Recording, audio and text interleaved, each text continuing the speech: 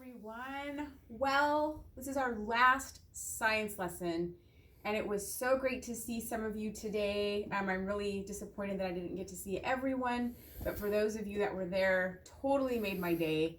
And I know I won't be having any of you next year because I teach lower elementary classes, but hopefully I will be seeing you around campus. Like I said, it was so great to see you. So let's go ahead and get started. We're going to be finishing our weather unit, but there will be no exam. I know you're probably totally disappointed about that, but there's just not enough time. So no exam. And I wanted to start out with an extreme weather story. So living here in San Diego, we don't have a lot of extreme weather, but maybe you have traveled and you have experienced an extreme weather situation. So I'm going to share mine, and if you would like to email me and share one that you might have experienced, I would love to hear it.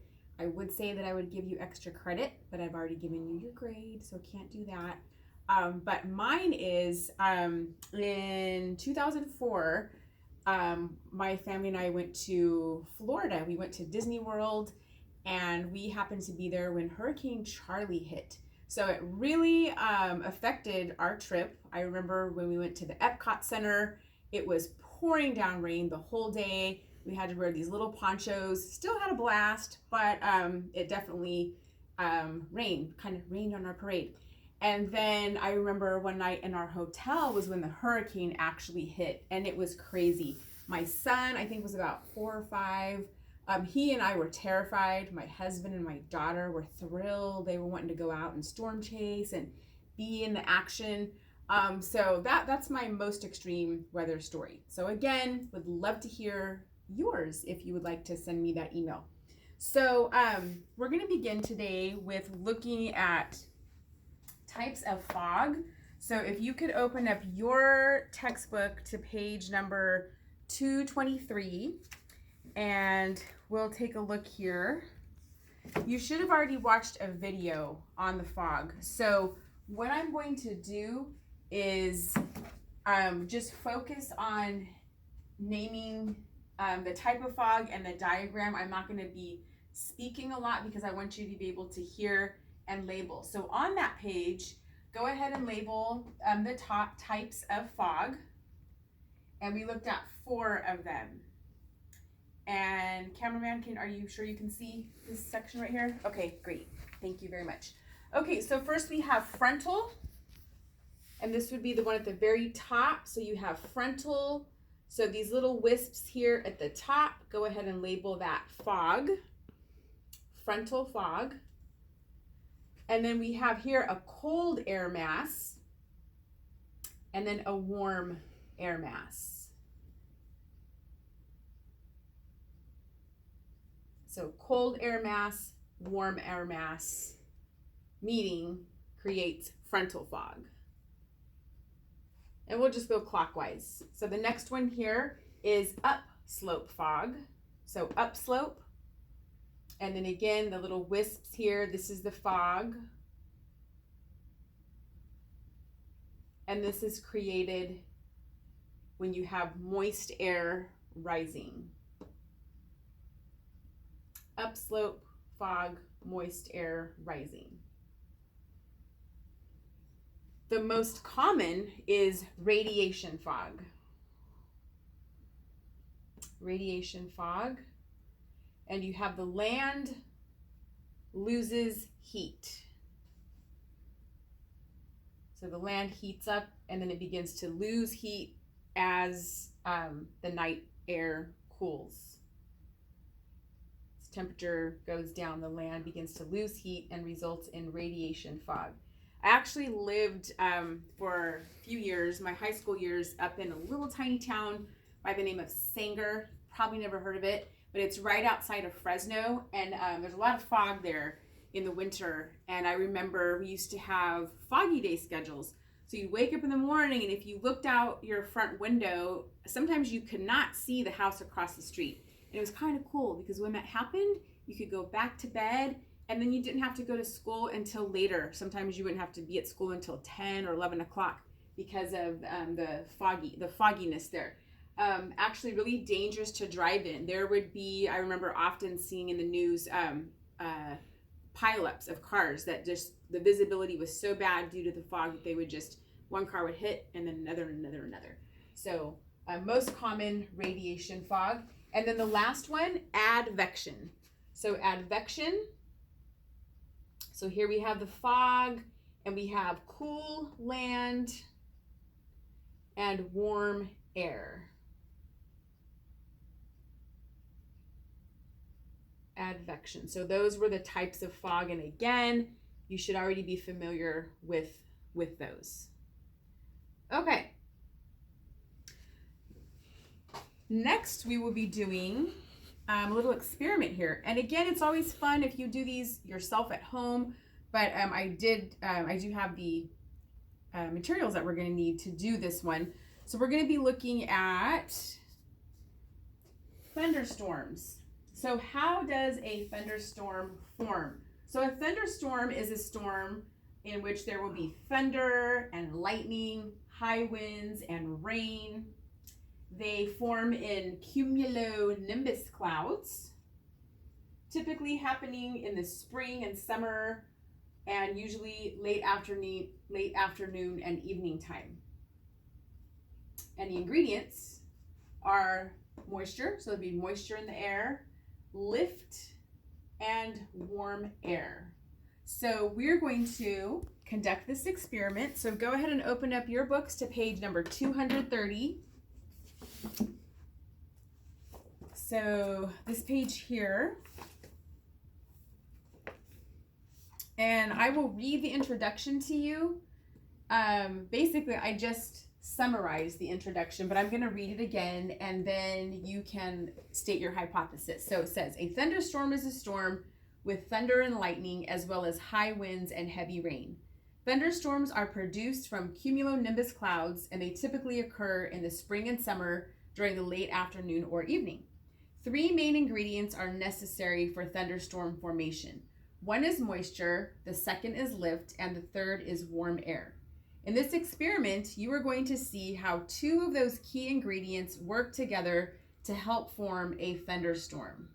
So, hypothesis, go ahead and finish this off. I think that thunderstorms form when? So go ahead and do that. I think that thunderstorms form when? What do you think happens?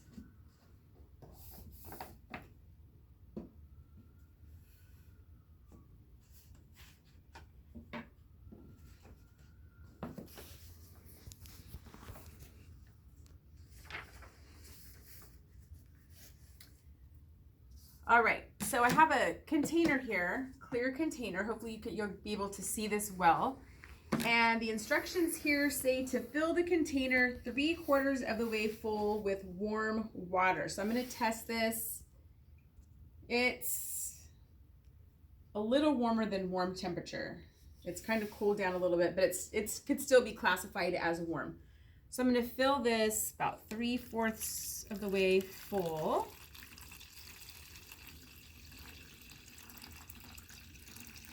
Dump it all in there, and that should actually be almost 3/4 of the way full.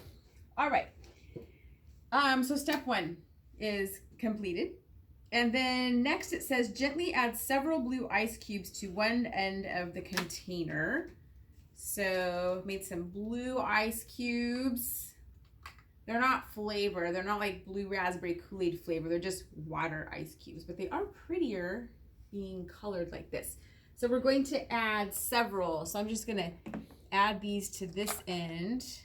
As many as we can here. I'm going to add just one side of this tray.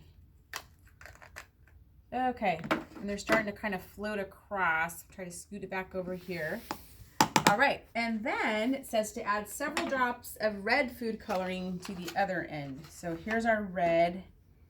Gonna add several drops, and then we'll just observe and see what happens.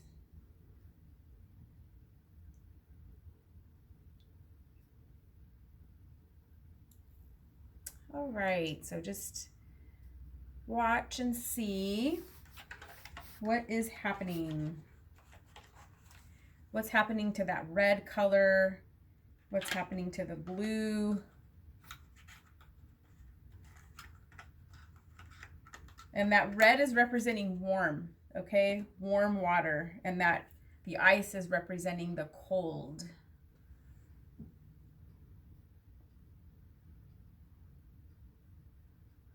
Now, as you're watching that, go ahead and record on page 231 what you see happening. What is happening to the red color? What is happening to the ice?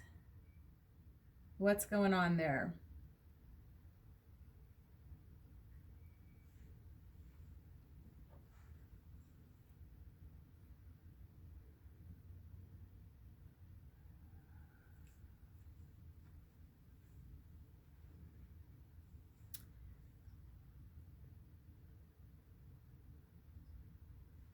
All right, so as you can see what's happening, it seems that, oh, whoa, there's some movement there, which would make sense as these start to interact and collide. The colder blue seems to just sit at the bottom, and the warmer seems to be rising. Lots of movement from the warmer, the red, that red color. You can see there. So what we can conclude is that both cool and warm air play a part in the formation of a thunderstorm. So going back up to here, looking at the ingredients, moisture, we have moisture. There was lift, we saw some movement there, and warm air. So cool air in a cold front form acts as the lift, forcing the warmer unstable air up. The colder blue water forced the warmer red water to surface. And if moisture, here's the key right here, if moisture is present in the atmosphere, a thunderstorm can form. And I will send this to you in the email so you don't have to write it all down right now, but just to get the gist of that. Your conclusion, actually you can just write this down, the conclusion. Cool and warm air both play a part. And then make sure you have the ingredients lifted also. You must have moisture, lift, and unstable warm air. So kind of cool there. Okay, and then the last thing that we're going to do here, I am, as you can already see, I've included some other links in the email, and those would be for a couple more things for you to watch. I know there's a lot today, but this is our last day, so you can do it. So one more sketch here, and this for you will be on page 229, and this is the anatomy of a hurricane. I've done my best to replicate what was in your book. I know this probably looks a little bit wonky, but it was the best that I could do.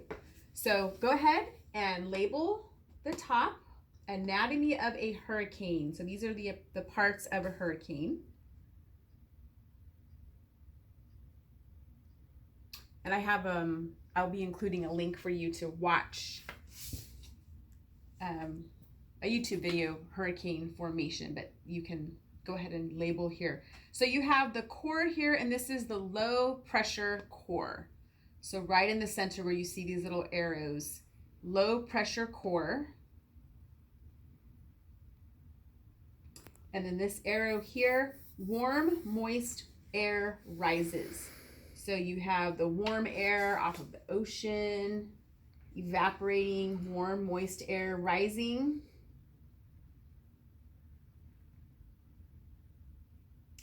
And then these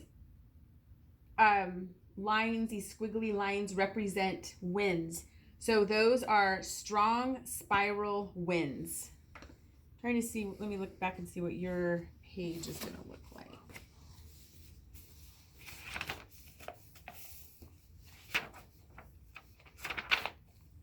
Okay, so you guys, you'll need to draw this part down. So just draw some lines to represent the wind coming out, strong spiral winds. And then you have dry air sinks. So your warm, moist air is rising, the dry air is sinking, and imagine that. If you ever been in a swimming pool and you kind of do that, you make a hurricane, just go round and around and around those outdoor above ground swimming pools, try to make a hurricane. So you have, again, warm, moist air rises, dry air is sinking, your low pressure core creating strong spiral winds.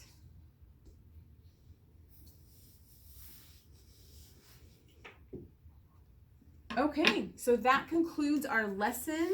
Once more, I just want to say it has been a pleasure to have you guys in class. Again, total bummer that things ended the way they did, but there's always a silver lining in dark clouds in our life. So I just hope that you have a great summer. And again, hope to see you next year. Take care and love you guys. Bye.